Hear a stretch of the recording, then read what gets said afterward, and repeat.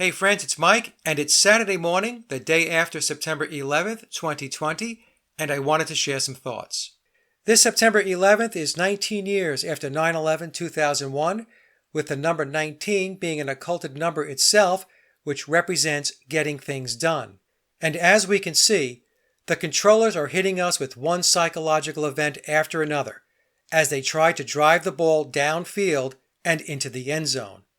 To do this, they have delivered the COVID hoax, Black Lives Matter, the wildfires, and other daily engineered events, like politics, which is meant to keep the masses dazed and confused.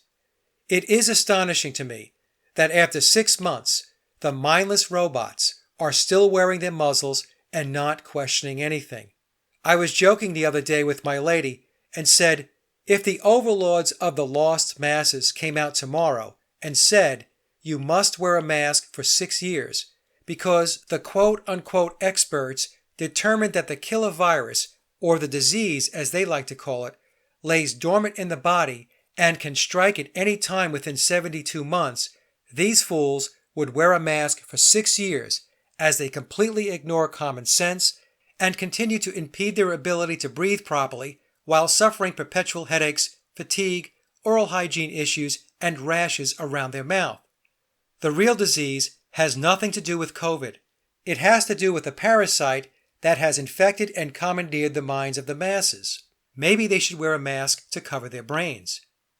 Within the truth community, we used to talk about the Great Awakening and wondering how many people have pulled the curtain back to see the Great Oz. Well, COVID has given us the answer, and the answer is not many. For those of us who can still use our brains and critically think, it has become abundantly clear we are in a very small minority. And as I've mentioned in other videos, we are now experiencing two different realities.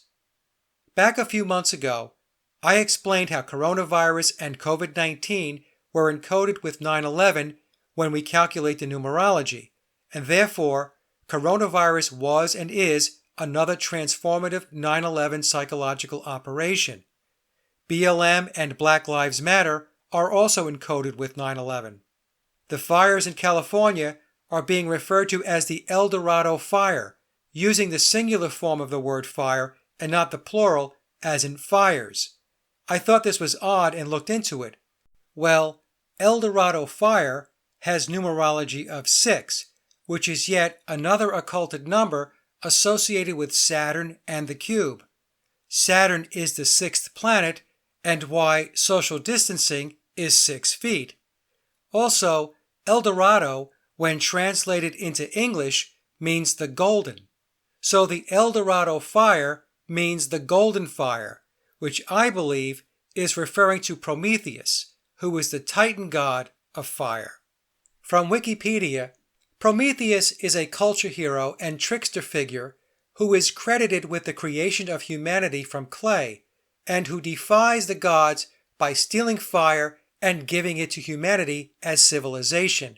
Prometheus is known for his intelligence and for being a champion of humankind, and is also generally seen as the author of human arts and sciences. And again, that's from Wikipedia. It should be noted that Prometheus has been compared to Lucifer, as they share many of the same mythological attributes.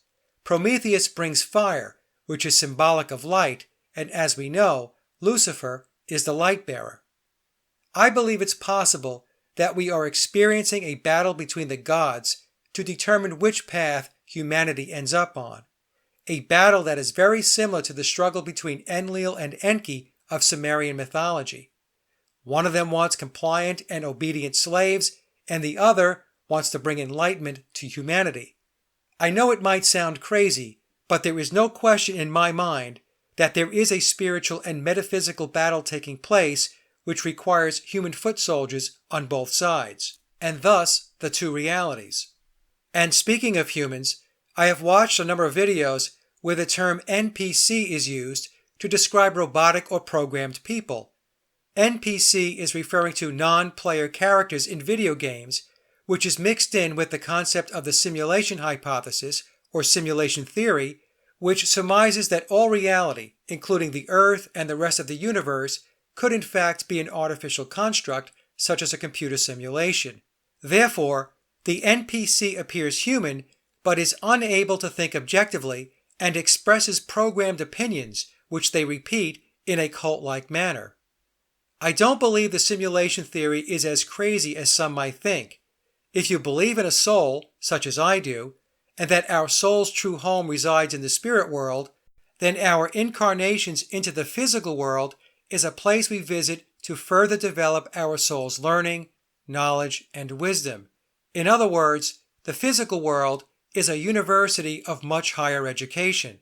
So if the physical experience is about learning and it's not our home, then what is the construct of the physical world? Is it a simulation? It could be. And perhaps the simulation comes replete with its own hierarchy of gods and artificial intelligence that manage and monitor what this realm is all about, similar to what's depicted in the HBO series Westworld. Did we agree to incarnate into a world where we experience deception, lies, and what it's like to be disconnected from Source or God? If that's the course we signed up for, then we came to the right place. This is why I believe this is an individual journey first and foremost. A community or collective is only as strong as its individual members.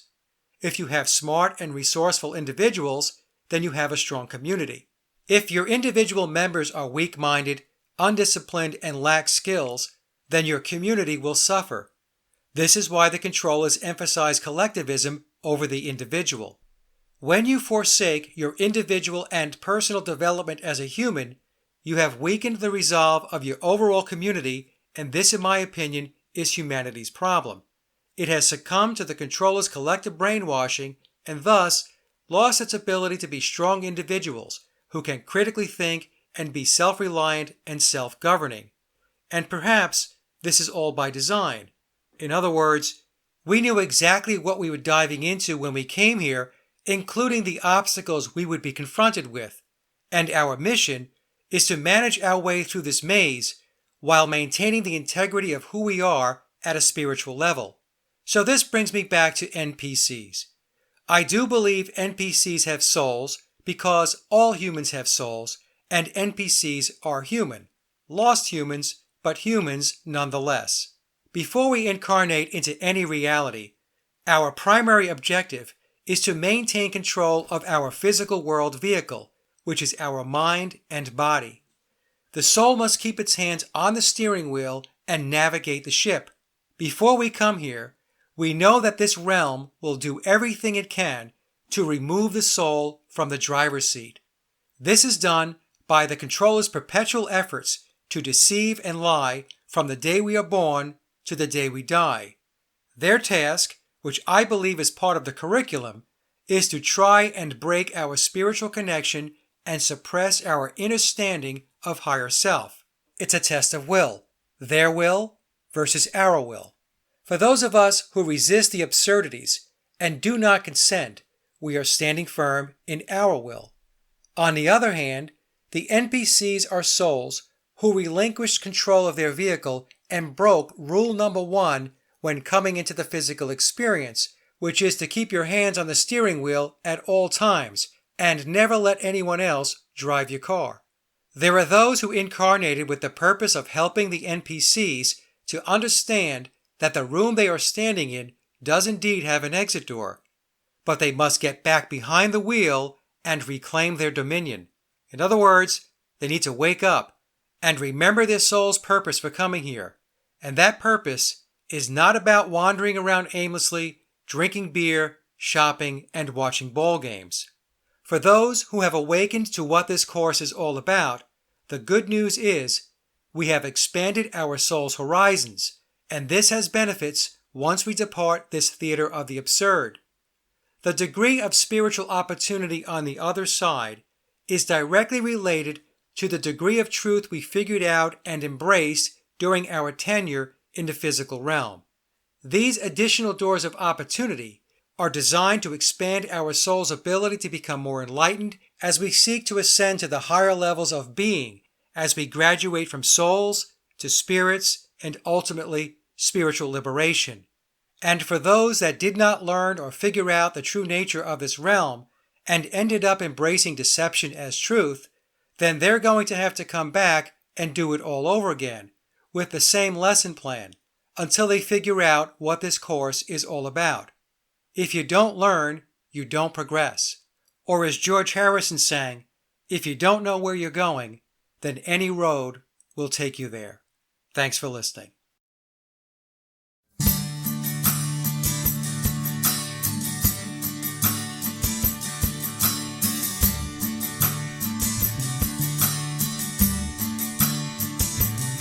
Sometimes I feel so tired,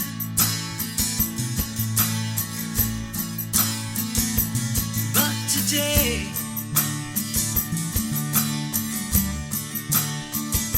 I feel so wired.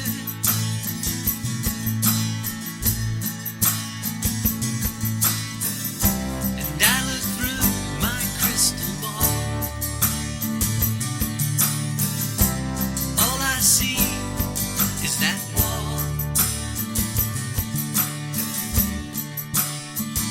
So many people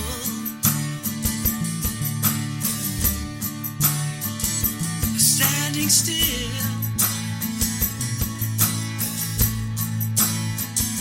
drifting away. They lost their will.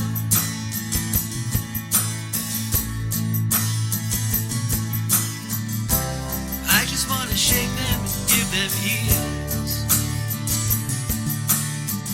Wake up, stop living in fear. You are human. You are a beautiful soul. You are one with creation. Come on, get up, let's go.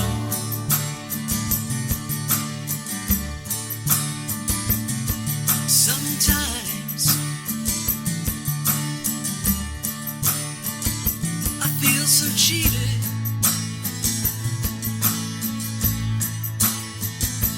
but today I won't be defeated.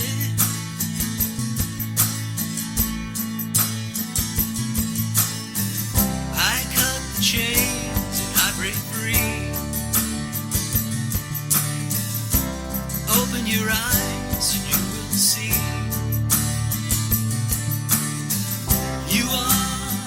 You are human. You are a beautiful soul. You are one with creation. Come on, get up, let's go.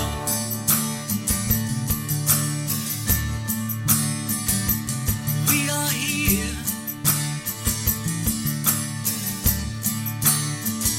to live and learn.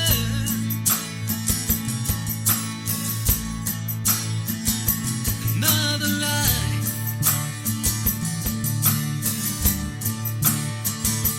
another turn.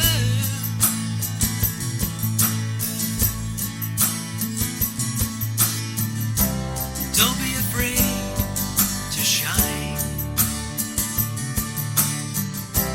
Don't be afraid to open your mind. You are human. You are a beautiful soul. You are one with creation. Come on, get up, let's go.